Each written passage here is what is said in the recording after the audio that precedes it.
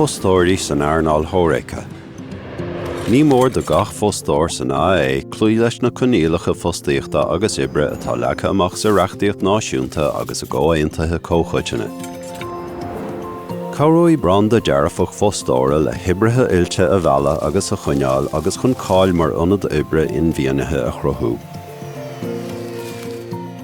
Déiteach sé seo cabhralat chun gantanas saithir a chosc agus cintíonn sé fórsa saithir cósaí le linn buaic chéasúir chomá.